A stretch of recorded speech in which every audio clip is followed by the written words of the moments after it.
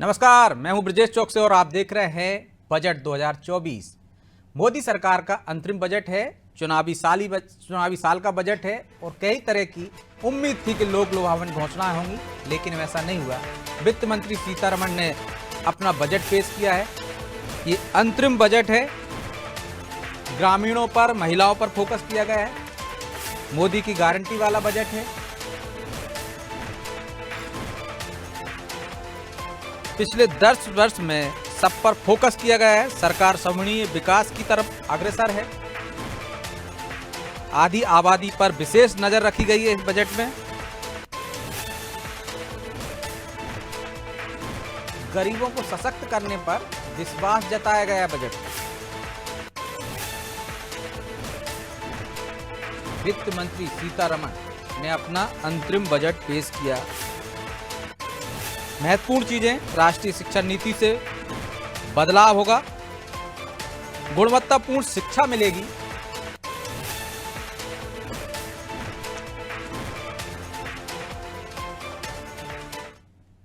पिछले 10 साल में सरकार का जो रोड मैप था उसके बारे में बताया गया।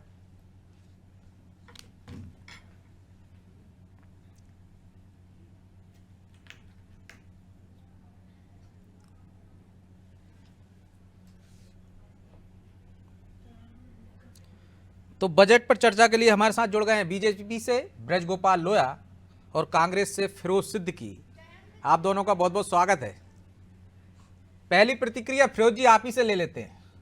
माना जा रहा था कि चुनावी साल है, अंतरिम बजट है, तो इनकम टैक्स स्लैब में भी कुछ बदलाव हो सकता है, बड़ी लोक लुभावन घोषणाएं हो सकती हैं, लेकिन जो 10 साल से चला आ रहा है उसी को और मजबूत करने की दिशा में कदम बढ़ाए गए। आप कैसे देखते हैं इस बजट को? देखिए, इस बजट में ये तो एक अंतरिम बजट है, इसमें ज्यादा कोई बदलाव नहीं है, लेकिन मुझे जो समझ में आया है कि ये बजट जो देश की मूलभूत जो समस्याएं हैं उनकी तरफ मुखातिब होता हुआ नहीं दिखा। जैसे हमारा पहला है कि युवाओं में बेरोजगारी की समस्या है, तो बेरोजगारी को लेकर ये बजट नहीं दिखाई पड़ा मुझे, इस पर कोई फोकस नहीं किया गया। महंगाई बहुत बड़ी समस्या है, खासतौर पर उन महिलाओं के लिए एक मुसीबत बनी हुई है कि उनका जो रसोई का पूरा बजट उनका बिगड़ गया है महिलाओं का, उसकी तरफ फोकस करता हुआ नहीं दिखा। ये अन्य कोई नई योजनाएं हैं जो किसानों को एमएसपी देने से संबंधित है, किसानों को बोनस देने से संबंधित है, किसानों की आय बढ़ाने से संबंधित है, वो उस पर कोई फोकस करता हुआ नहीं दिखा। जो इंफ्रास्ट्रक्चर है, तो इंफ्रास्ट्रक्चर में जो मूलभूत इंफ्रास्ट्रक्चर है उस इंफ्रास्ट्रक्चर की बात करता हुआ मुझे ये इस बजट में नहीं दिखा। तो इसमें कुल मिला के देखा जाए तो मुझे कहीं बहुत निराश किया है वित्त मंत्री ने। और कांग्रेस जिन मुद्दों को लेकर सामने है, जो हम उठा रहे हैं, आर्थिक न्याय को लेकर बात कर रहे हैं हम, सामाजिक न्याय को लेकर बात कर रहे हैं हम, उन सब चीजों की तरफ ये बजट जो है जाता हुआ हमें नहीं दिखाई दिया। जो पुरानी बात थी वही पुरानी की पुरानी बात है। कहाँ कितना बजट दिया जाएगा इसकी भी कहीं कोई खास जिक्र नहीं आया। जो अभी तक मैंने देखा था पूरा नहीं देख पाया मैं, लेकिन उस तरफ भी ये कहीं। लेकिन आपने रोजगार की बात की है, तो मत्स्य संपदा योजना से 55 लाख नए रोजगार देंगे, 9 से 14 साल की लड़कियों को टीकाकरण करेंगे। महिलाओं की बात की आपने, महिला उद्यमियों को 30 करोड़ मुद्रा योजना से ऋण दिया जाएगा। ऐसी बहुत सारी चीजें हैं। लोया जी बताएंगे। लोया जी वो कह रहे हैं निराशजनक है बजट, बेरोजगारी और महंगाई पर कोई ध्यान नहीं दिया गया। नहीं, देखिए, फिरोज जी के अगर दृष्टिकोण से देखें तो वो बिल्कुल ठीक बात कह रहे हैं कि उनको निराश करने वाला बजट है, क्योंकि ये देश को बेहतर करने वाला बजट है। एक समय था, एक काल था, एक तरह की राजनीति होती थी कि चुनाव के साल का बजट लोक लुभावन होता था, उसमें तरह तरह के वादे किए जाते थे जिनको कभी पूरा नहीं किया गया। परंतु ये बजट है मोदी की गारंटी का बजट। जब वैसा बजट आता है तो आज हमने सारे आंकड़े दिए हैं। फिरोज भाई कुछ कम सुन पाए हैं, मैं उनको बता देता हूं। उन्होंने स्वीकार कर लिया कि मैं पूरा नहीं देख पाया हूं। जी जी, नहीं, मैं भी कह रहा हूं, नहीं देख पाया तो मेरी भी जिम्मेवारी है कि मैं उन्हें कुछ जानकारियां दे दूं। आज वित्त मंत्री ने 2047 तक की कार्य योजना को प्रस्तुत किया है। आज नरेंद्र मोदी जी की सरकार का जो ये बजट है, ये अंतरिम बजट भले ही हो सकता है, परंतु इसमें ये कहा गया है कि किस तरह हम 1 करोड़ परिवारों को 300 यूनिट प्रतिमाह बिजली पैदा करने में सक्षम बनाएंगे और उसमें सरकार सहायता करेगी। आज उसमें ये बताया गया है कि किस तरह हम 2 करोड़ जो मध्यम वर्गीय परिवार हैं उनको आवास देने का प्रयत्न करेंगे। हमने आज ये तय किया है कि आने वाले 5 वर्षों के भीतर जो शहरों में किराएदार हैं वो मकान मालिक बन जाए, इसके लिए सरकार काम करेगी। किस तरह हमें इंफ्रास्ट्रक्चर के डेवलपमेंट की जो बात कर रहे हैं, तो किस तरह हम 1 लाख करोड़ का ब्याज मुक्त ऋण उनको देंगे जो नवाचार के माध्यम से देश की अर्थव्यवस्था को बदलने का काम करेंगे। तो ऐसे बहुत सारे आइडियाज वहां दिए गए हैं और उन पर धन खर्च करने की बात की गई है। एक और सबसे जो इसमें बजट में आप देखेंगे, जो अभी फिरोज भाई कह रहे थे कि एमएसपी पर खरीदी की बात जो हुई है, तो देखिए एक बात मैं बड़ा आपको स्पष्ट कर दूं फिरोज जी, कि एमएसपी पर जो खरीदी होती थी उसके आंकड़े उपलब्ध हैं। सारे आंकड़े आपके पास भी उपलब्ध होंगे, गूगल पर सब उपलब्ध हैं। उन्हें जरा चेक करिए कि 4 गुना उपार्जन बढ़ा है इन 10 वर्षों में एमएसपी पर खरीदी में। एमएसपी की घोषणा कर देना बहुत अलग बात है और एमएसपी पर उपार्जन करना बहुत अलग बात है।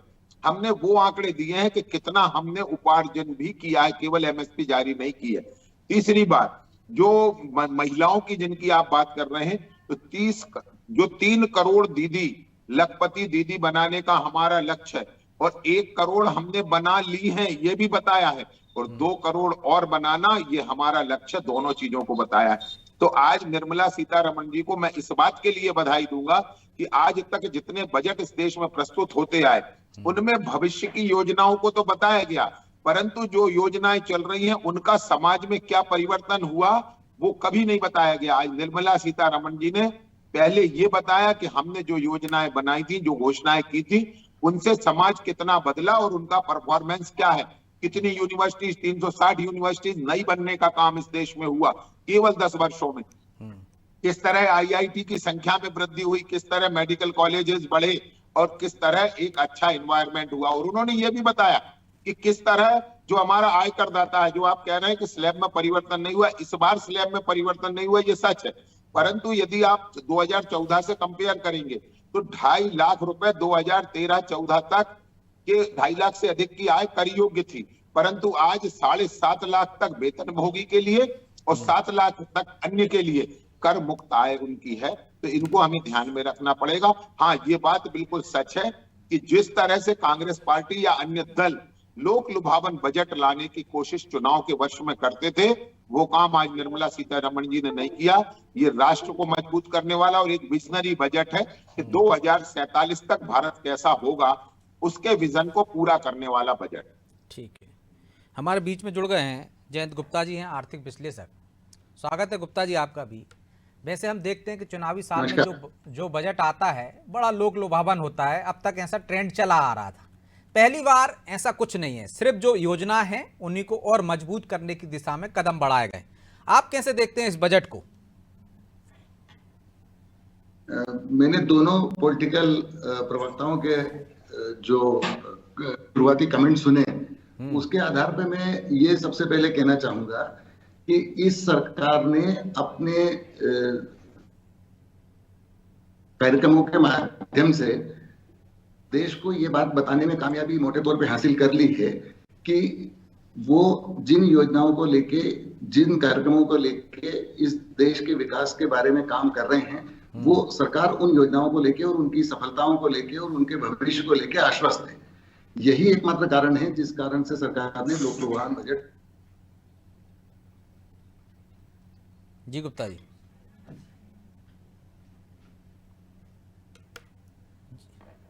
लगता कोई तकनीकी खामी है गुप्ता जी में, हम आपके पास फिर लौटेंगे। मनोज जी, जिस तरह से गुप्ता जी भी कह रहे थे कि सरकार पूरी तरह से आश्वस्त है, मतलब उसे कोई ऐसी लोक लुभावन घोषणाओं की जरूरत नहीं है अब जब चुनाव मैदान में उतरने जा रही है।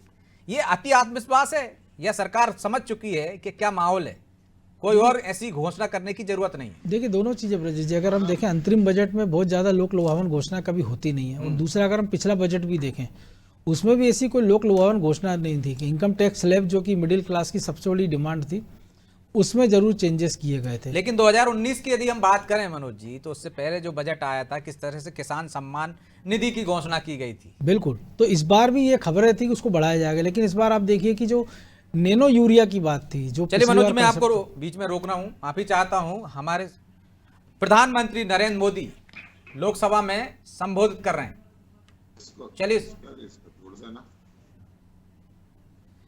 चलिए थोड़ी देर से पहुंचेंगे, अभी संबोधन शुरू नहीं हुआ। मनोज जी अपनी बात पूरी कर सकते हैं। तो जो आप कह रहे हैं कि इस बार हमने देखा वो यूरिया के क्षेत्र में उन्होंने इस दिशा में कदम बढ़ाया है, जो लाडली बहनों की बात हो रही है और 2 करोड़ नए आवास की बात हो रही है, अगले 5 साल में 2 करोड़ आवास बनाएंगे, तो इनमें से एक बड़ी संख्या जो है ग्रामीण इलाकों में होगी। इसके साथ ही हम देख रहे हैं कि कई सारी ऐसी स्कीम्स हैं जो आपने कहा ना, जिनको आगे बढ़ाने का काम किया गया है, कि वो प्रधानमंत्री आवास की बात, और सबसे बड़ी बात है कि जो मिडिल क्लास के जो लोग हैं, जो किराए के मकान में रह रहे हैं, उनके लिए आवास देने की बात इस बजट में की गई है। इसके साथ ही जनधन खाते की बात की गई है। ये बताया गया है कि इस साल देश में कितने एयरपोर्ट्स नए बढ़े पिछले 5 साल में। ये बताया गया था इस बजट में कि 1000 नए प्लेन का हमने ऑर्डर दिया। और सबसे बड़ी बात है, जो इंफ्रास्ट्रक्चर का क्षेत्र में जो बजट बढ़ाया है, वो तकरीबन 11% के आसपास वो बजट बढ़ाया गया है। और इसके साथ ही अगर हम इस तरीके से देखें कि 2 करोड़ नए मकान की बात की गई है, तो इनमें बड़ी संख्या में हमने देखें कि सीमेंट, लोहा, स्टील इंडस्ट्री, ये 2-3 ऐसे सेक्टर है और बड़ी संख्या में इससे रोजगारों का निर्माण भी होता है। क्योंकि जब आप इंफ्रास्ट्रक्चर की बात करते हैं, जब अच्छी सड़कों की कनेक्टिविटी की बात करते हैं, अच्छे हाईवेज की बात करते हैं, ग्रीन हाईवेज की बात कर लें या फ्रेट कॉरिडोर की बात पहले कर सुन लें। लेते हैं मोदी जी क्या कह रहे हैं, सदन को संबोधित कर रहे हैं, इसके बाद हम चर्चा पर लौटेंगे। बहुत महत्वपूर्ण और बड़े निर्णय लिए गए। नैनो डीएपी का उपयोग हो, पशुओं के लिए नई योजना हो, पीएम मत्स्य संपदा योजना का विस्तार हो और आत्मनिर्भर ऑयल सीड अभियान हो। इससे किसानों की आय बढ़ेगी और खर्च कम होगा। मैं एक बार फिर सभी देशवासियों को इस ऐतिहासिक बजट के लिए शुभकामनाएं देता हूं। बहुत बहुत धन्यवाद। चलिए, तो राष्ट्र के नाम संबोधित कर रहे थे, बजट के बारे में बता रहे थे प्रधानमंत्री नरेंद्र मोदी कि किस तरह से बेहतर बजट दिया है उनकी सरकार ने, और 2047 तक का रोड मैप तैयार किया गया है इस बजट के माध्यम से, जो पहले ही बात करती रही। जी मनोज जी अपनी बात पूरी कर सकते हैं। जैसे अभी जो प्रधानमंत्री जी किया कि डीएपी की बात है, नैनो, क्योंकि यूरिया का हमने देखा था, जब से नैनो यूरिया आया तब से किसानों को बड़ी राहत मिली है। तिलहन के बारे में जो एक बात हो रही है आत्मनिर्भर, क्योंकि हम देख रहे हैं कि बड़ी संख्या में हम जो पाम ऑयल है वो मलेशिया और दूसरे देशों से आयात करते हैं। तो हम देखते हैं कि तेलों के दाम हमारे यहाँ अचानक आसमान छू जाते हैं। कभी दालों के बारे में हम देखते हैं। तो ये एक बात है कि इसके लिए स्कीम्स की बात की गई कि तिलहन के क्षेत्र में जो ऑयल सीड की बात की है वित्त मंत्री ने, उसके क्षेत्र में आत्मनिर्भर होने की बात है। इसके पहले हमने देखा था कि मोबाइल के कलपुर्जों में पहली छूट दे दी गई थी, कल ही इसकी घोषणा हुई थी।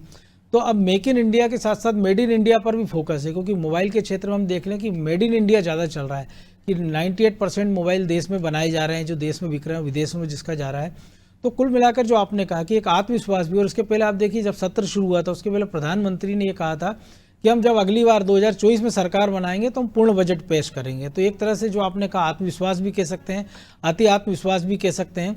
और यही कारण है कि सरकार ने वो पुरानी स्कीम्स को आगे बढ़ाने का प्रयास किया है, जिसके माध्यम से वो एक मैसेज देने का प्रयास भी कर रही है कि वो जो स्कीम्स उन्होंने शुरू की थी किसानों के लिए, महिलाओं के लिए। आप देखिए जो प्रधानमंत्री बार बार कह रहे थे जब जातिगत जनगणना की बात हुई थी, 6वीं बार बजट पेश किया है महिला वित्त मंत्री, बिल्कुल, और इस बार आधी आबादी पर भी ज्यादा फोकस रहा है। जो प्रधानमंत्री बार बार कह रहे थे ना कि उनके लिए 4 ही जाति, जब कास्ट सेंसस की बात हो रही थी कि महिला, युवा, किसान और गरीब, तो आप देखिए इन चारों पर फोकस किया गया है। चाहे युवाओं की बात करें, महिलाओं की बात करें, किसानों की बात करें, गरीबों की। क्योंकि जो मत्स्य की बात करें तो जो मछली उत्पादन है उसमें हम देखें दूध उत्पादन में बढ़ाने की बात हो रही है, तो उससे किसान जुड़े हुए हैं। अगर 2 करोड़ आवास बनेंगे तो जाहिर सी बात है एक बड़ा संख्या उसमें ग्रामीण इलाकों की होगी। और ये खबरें भी आ रही थी जो किसान सम्मान निधि है 6,000 रुपये, उसको बढ़ाकर 8 या 10,000 रुपये किया जा सकता है, लेकिन उसका दायरा जरूर बढ़ा दिया गया है कि उसमें बड़ी संख्या में लगभग इस बार अब 11 करोड़ से ज़्यादा किसान इसके दायरे में आ जाएंगे। एक और चीज महत्वपूर्ण है गुप्ता जी, इसमें जनसंख्या नियंत्रण पर कमेटी बनेगी, इसके साथ साथ कहां मेडिकल कॉलेज और खोले जाएं उसके लिए भी कमेटी बनाई है। जी, इसके पीछे क्या मंशा है, कमेटी बनाने के पीछे? कमेटी बनाने के पीछे मंशा क्या है? जनसंख्या नियंत्रण पे तो भारत सरकार पिछले 50 साल से काम कर रही है, लेकिन जैसा हमारे प्रधानमंत्री जी का हमेशा का हम पिछले 10 साल से उनको देख रहे हैं कि वो नवाचारवादी नेता हैं, तो वो किसी भी कार्य को करने के पहले शायद ये जान लेना चाहते हैं कि जो निर्णय सरकार ले वो निर्णय मजबूती से लागू किया जा सके। या पिछली घटनाओं से सबक ले लिया, जैसे किसान के लिए योजना लेकर आए थे, आंदोलन हुआ, किसान आंदोलन, तो इस कारण कमेटी बना दी जाए कि पहले सुझाव आ जाए, देख लिया जाए, फिर रोड मैप तैयार किया जाए। मैं आपकी बात से पूरी तरह सहमत हूं। मैं कई बार बातचीत के दौरान ये बात कहता हूं कि इस सरकार ने अनेक बड़े मामलों में अपने आप को बैकआउट किया है, चाहे वो किसान का मसला रहा हो, चाहे CAA NRC के समय का मसला रहा हो। मैं बहुत हद तक नोटबंदी वाले मसले के बारे में भी बात कहूंगा, और आप GST के बारे में भी अगर बात कहेंगे तो जिस जल्दबाजी में GST को लागू किया गया था उसके दुष्परिणाम अभी तक टैक्स कंसल्टेंट्स यानी चार्टर्ड अकाउंटेंट्स और व्यापारी अभी तक भी उसका सामना कर रहे हैं। तो अब हम ये देख रहे हैं, चाहे चुनाव सुधार वाली बात हो, एक देश एक चुनाव की बात हो, या जिस तरह से आज इन्होंने कमेटी बनाने की बात की है, तो मैं ऐसा मानता हूं कि शायद सरकार अपना होमवर्क बहुत मजबूती के साथ करके नए कदम उठाना चाहती है। ओवरऑल आप इस बजट को किस दृष्टि से देखते हैं? चुनावी बजट तो इसको कह नहीं सकते हैं क्योंकि वैसा कुछ है नहीं, सिर्फ योजनाओं को ही मजबूत करने की दृष्टि से बजट लाया गया है, अंतरिम बजट है। अगर इस बजट को ठीक तरीके से आप इसकी योजनाओं को अगर देखें तो मुझे ये EVM हैकिंग बजट लगता है। इस बजट के माध्यम गजब नाम दिया है आपने। गजब नाम दिया, मतलब इससे EVM हैक हो जाएगी। बजट है, लेकिन आप पे भी तंज है फिरोज जी, वो कह रहे हैं कि ये बजट ऐसा है कि EVM हैक हो जाएगी, मतलब बहुमत मिल जाएगा उनको। मुझे प्राइमरली ऐसा लगता है कि जितने विषय को छूने का प्रयास वित्त मंत्री ने इस बहुत छोटे 50 मिनट के भाषण के दौरान किया है, तो मुझे लगता है कि अनेक सेक्टर्स को सेटिस्फाई करने की इसमें कोशिश की गई है। और जैसा मैंने आपसे पहले भी कहा था कि ये एक्सटेंशन ऑफ स्कीम्स है, उन्हीं स्कीम्स को, जिन स्कीम पे सरकार का भरोसा है, जिसके परिणामों से सरकार संतुष्ट है, उन्हीं स्कीम्स को इन्होंने और अधिक बढ़ाया। जैसे आप नरेगा को देखें, 86,000 करोड़ का बजट इस बार के नरेगा में किया है। तो यदि हम गरीबों को मकान देने वाली बात कहें कि हम आने वाले 5 साल में 2 करोड़ और मकान देने की बात कर रहे हैं, तो जो डायरेक्ट सब्सिडी ट्रांसफर की बात है या डायरेक्ट बेनिफिट ट्रांसफर की जो बात ये एनडीए की सरकार जब से आई है तब से कर रही है, तो ये मुझे लगता है कि मतदाता को सीधे तौर पर प्रभावित करने की कोशिश है। इस बजट के प्रावधानों को देख के ऐसा प्रतीत होता है। और जो उच्च वर्ग है और जो उच्च मध्यम वर्ग है, जिसके लिए आप इनकम टैक्स स्लैब की बात कर रहे हैं, तो मैं बतौर कंसल्टेंट चार्टर्ड अकाउंटेंट आपको ये बता सकता हूं कि अब इस देश के लोगों का मानस टैक्स जमा करने के लिए बन चुका है। लेकिन गुप्ता जी, जो डायरेक्ट बेनिफिट वाली योजना है, सीधे आप किसान सम्मान निधि दे रहे हों या आप 80 लाख लोगों को मुफ्त में भोजन दे रहे हों या दाना पानी दे रहे हों, तो इस 80 करोड़ लोगों में, तो आप बताइए इसकी भरपाई कहां से होगी? इसकी भरपाई कहां से होगी, इस विषय पे मैं बहुत अथॉरिटी के साथ आपको यहाँ नहीं बता सकूंगा, क्योंकि ऐसा कुछ बजट में नजर आया क्या आपको? नहीं, ये एनालिसिस का विषय है। ये आज इस पे चर्चा करने के लिए हमें शाम का सेशन में इस पे डिस्कशन करना चाहिए। जब तक हम इस पे लगातार चर्चा करते रहेंगे। लेकिन फिरोज जी, एक नया शब्द दिया है गुप्ता जी ने, EVM हैकिंग वाला, कि ऐसा बजट है कि एक तरह से सरकार ने भरोसा जताया है अपनी योजनाओं पर, उसको भरोसा है कि जनता मोहर लगाएगी इन योजनाओं पर, इसलिए उनमें आर्थिक रूप से उनको मजबूत करने की कोशिश की गई है, उन्हीं को आगे बढ़ाया गया है और किसी की जरूरत नहीं है अब उनको। देखिए, जो मूलभूत, मैंने आपको अपने शुरुआती उद्बोधन में कहा था कि जो मूलभूत देश की समस्याएं हैं, उन समस्याओं पे सरकार ने कहीं फोकस नहीं किया। इसलिए तो ये EVM हैकिंग बजट है कि सरकार को पता है कि EVM उसकी है, उसको बहुमत मिल जाएगा, उसको ज्यादा चिंता करने की जरूरत नहीं। इन्होंने अभी मेडिकल कॉलेजेस की बात की, आप देखिए सतना का मेडिकल कॉलेज बंद हो गया, हुआ या नहीं हुआ? यही मध्य प्रदेश में हुआ। आप एयरपोर्ट्स की बात कर रहे हैं कि हमने इतने एयरपोर्ट बनाए, बताओ मध्य प्रदेश में कौन सा बना? आप कह रहे हैं कि हम बहुत भारी इंफ्रास्ट्रक्चर का काम कर रहे हैं। थर्ड लाइन का काम बीना इटारसी सेक्शन, जो थर्ड लाइन का काम था, ये मनमोहन सिंह जी करके गए थे, इसको काम भी शुरू करा गए थे, आज तक वो कंप्लीट नहीं हुआ।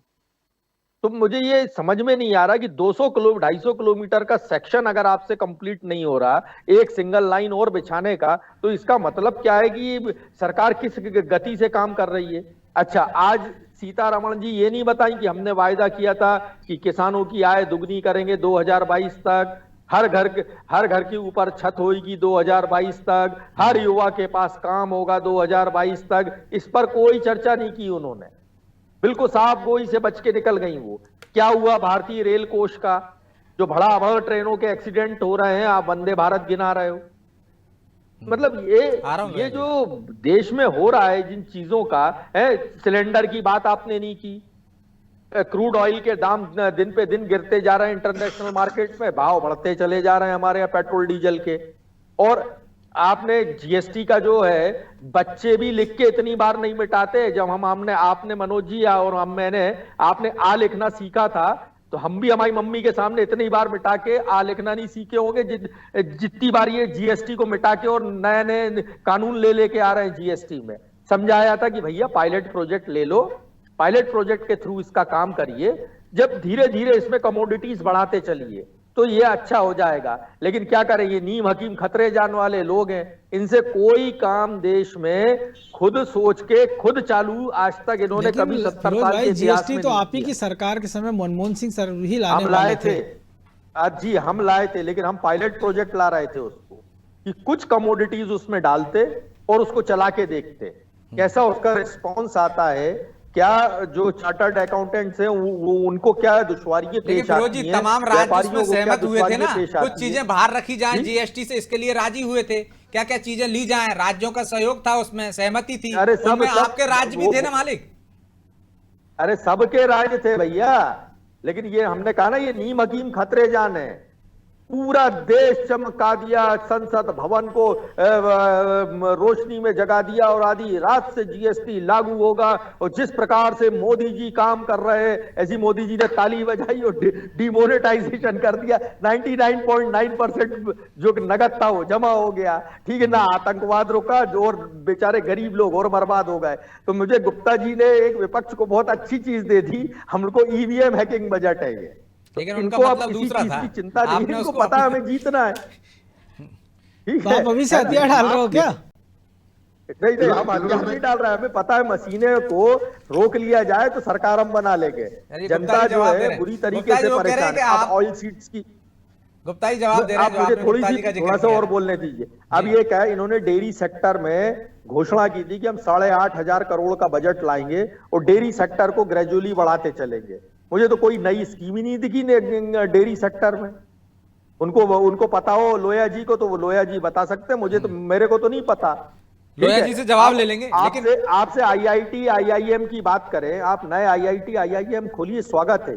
ये तो अबुल कलाम आजादी इस काम को शुरू कर गए थे। लेकिन हालात ये है कि अगर मैं गरीब आदमी हूं, मेरा बच्चा आईआईटी अगर सिलेक्ट हो जाए तो मेरे पास इतनी फीस नहीं है कि मैं उसको पैसे दे सकूं। क्या ये व्यवस्था मोदी जी ने की कि गरीब आदमी का बच्चा जो है वो भी आईआईटी आईआईएम में पढ़े और फ्री पढ़े? उसकी फीस तो 4 गुना बढ़ा दी आपने।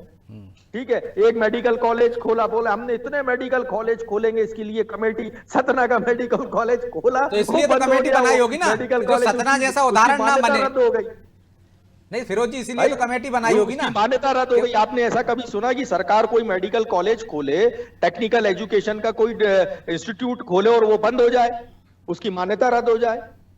तो ये जो, लेकिन ये इसमें सबक भी है ना कि अगर आपने खोल दिया, लेकिन अगर उसके पैरामीटर्स पे आप खरे नहीं उतर रहे हैं तो ये बंद हो जाएगा। ये भी एक सबक है ना कि आप भाई, ये इसकी गलती है। ये बिल्कुल, ये आपने सही कहा कि इस पे इसकी बात होना चाहिए कि गलती किसकी है। नहीं, गलती नहीं। आगे पाठ और पीछे सपाट। मतलब आप जो अभी आपने काम हाथ में लिया, पहले उसको मुकम्मल करिए। हमारे स्कूल में टीचर सिखाया करते थे ना कि बेटा ये जो पाठ हमने दिया, पहले इसको पढ़ो अच्छे से, फिर आगे की बात करना। ये सिखाया जाता है ना स्कूल में। टीचर भी यही कहते हैं कि पहले इसको अच्छे से पढ़ो, ठीक है, 2 और 2 4 जोड़ना सीख लो, फिर 15 का पहाड़ा याद करना। लेकिन कई सारे स्टूडेंट पूरे साल पढ़ते नहीं ना, वो तो फिर 5 साल का अनसॉल्व पेपर लेके बैठ जाते हैं या चिट लेके बैठ जाते हैं। या पहले जो आपके दौर में 20 क्वेश्चन चलते थे वो पढ़ के पास होने, मेरिट में आने की कोशिश करता है आदमी। हाँ, तो इनको क्या नकल करने की आदत है। अब वो मान लो हवा में पन्ना पलट गया, ठीक तो ठीक है, तो रामलाल की जगह श्यामलाल लिखे आए। चलिए गुप्ता जी कुछ क्योंकि कह हवा रहे में थे। पलट जी गया गुप्ता जी, पन्ना। तो ये ठीक जो है, आ रहा हूं मैं, इनकी जो बहुत पर्याप्त समय है खासियत फिरोज जी, आपको और मौका मिलेगा। जैन जी कुछ कह रहे थे। जी। जी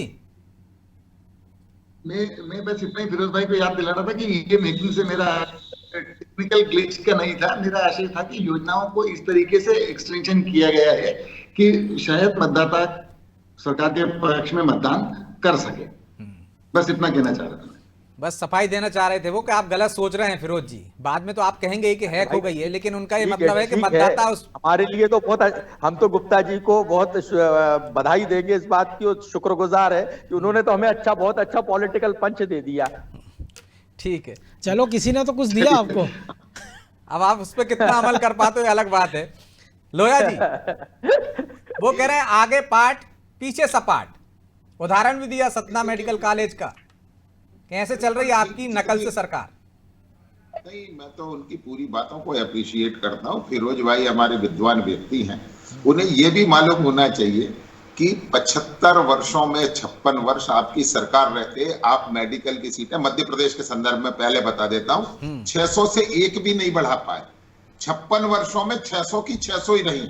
हाँ, हमने उन्हें 5000 करने का काम किया है, और ये भी हम स्वीकार करते हैं कि आपके जमाने के 6 मेडिकल कॉलेज को बढ़ाकर हमने 25 किया और 31 होने जा रहे हैं। बिल्कुल सही है कि एक मेडिकल कॉलेज अगर गलती करेगा तो पनिशमेंट उसे भी मिलेगा, चाहे वो गवर्नमेंट सेक्टर का हो। यही तो हम आपको बताना चाह रहे हैं फिरोज जी कि हम समदर्शी व्यवस्था कायम कर रहे हैं, उस सबके लिए एक नियम होगा। दूसरी बात, अभी हमारे आदरणीय जयंत जी ने एक प्रश्न उठाया था कि इनके लिए धन का प्रबंध कहां से होगा। देखिए, 2013 में देश का बजट 18 लाख करोड़ का था।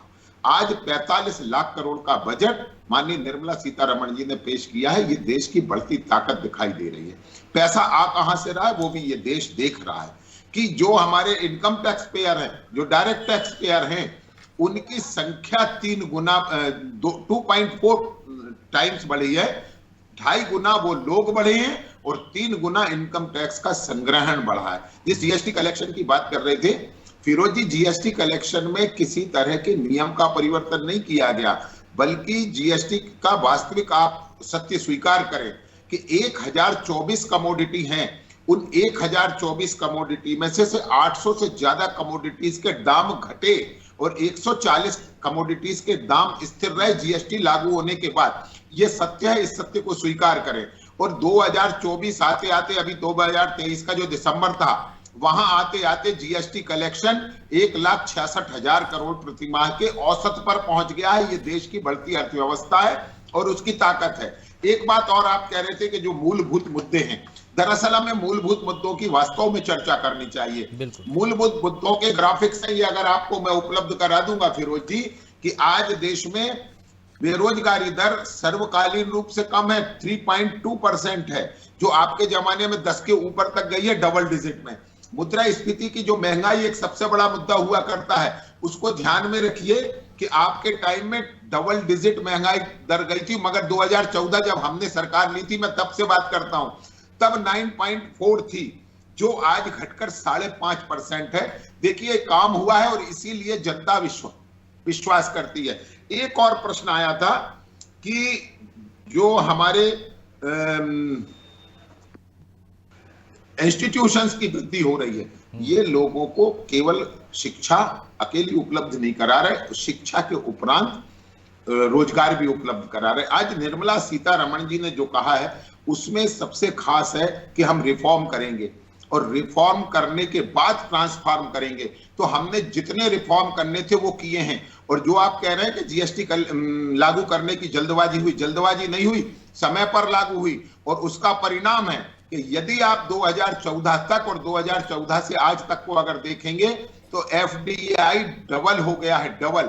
$596 बिलियन का एफडीआई आना कोई साधारण घटना नहीं है। परंतु वो किस लिए हुई?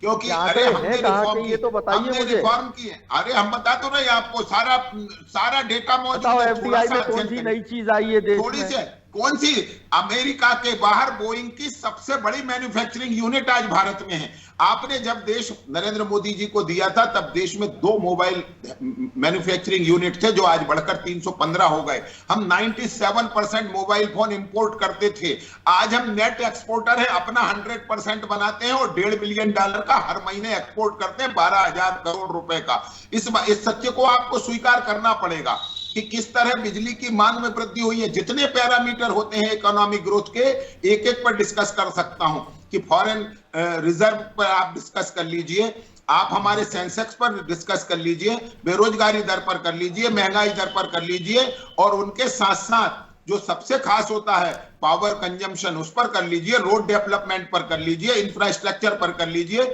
और जो अभी आपने रेलवे की बात उठाई थी, रेलवे में इतना बड़ा इन्वेस्टमेंट कभी नहीं हुआ, सर्वकालिक बड़ा, कि पिछले बजट में 2.5 लाख करोड़ रुपए रेलवे को दिया था। और आज फिर वित्त मंत्री जी ने कहा है कि हम 40,000 कोच एक साथ बदलकर वंदे भारत। आप आज हाथ से कवि सम्मेलन के मूड में क्यों हो यार?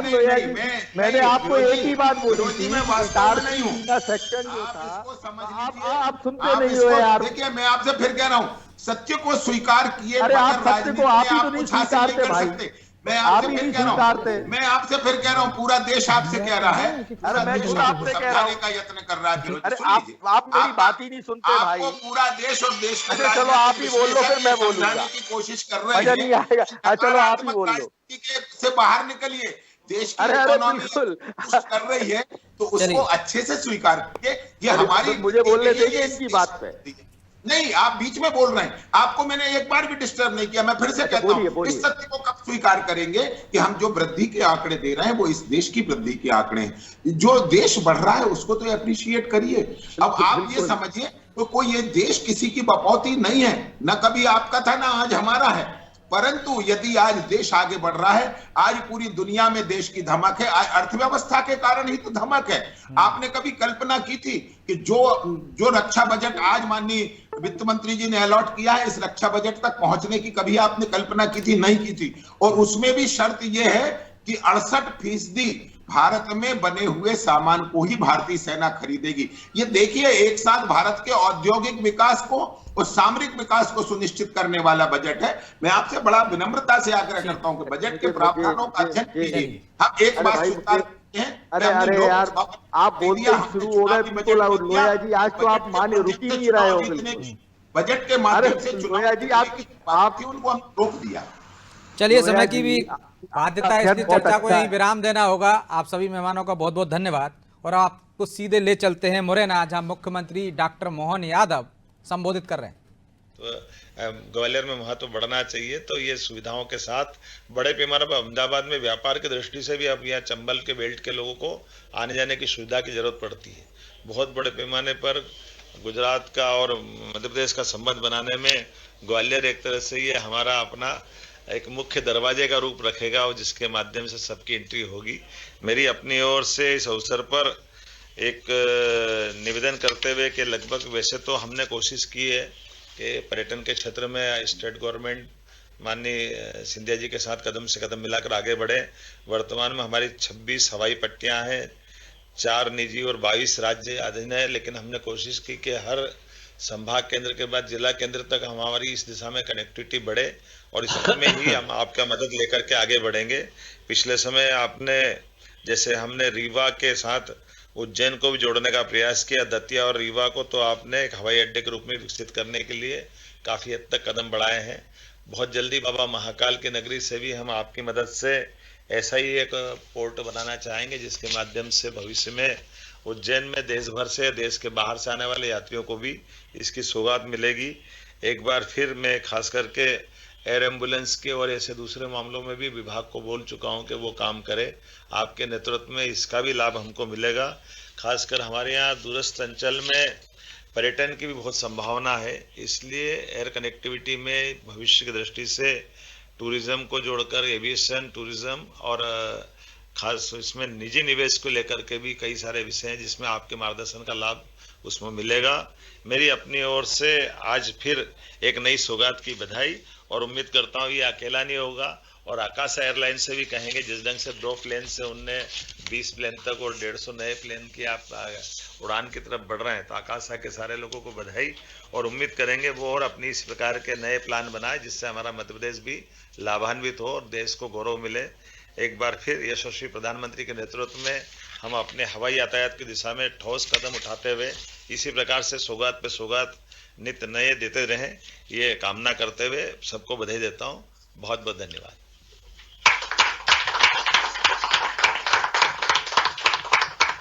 I now request all dignitaries and Akasa representatives present in Delhi and Gwalior to flag off the inaugural flight from Gwalior.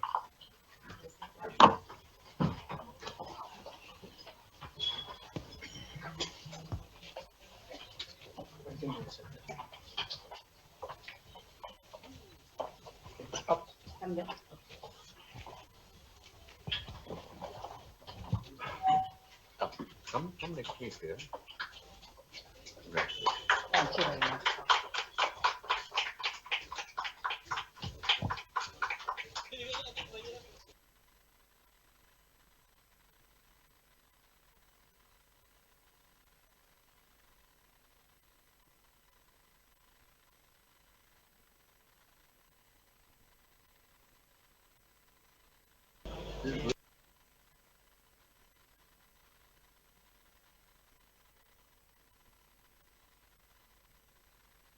मुख्यमंत्री जी का बहुत बहुत धन्यवाद और मैं आपको संकल्प देता हूं कि जहां जहां आप चाह रहे हैं नागर विमानन का विकास हम लोग सब दूर करेंगे।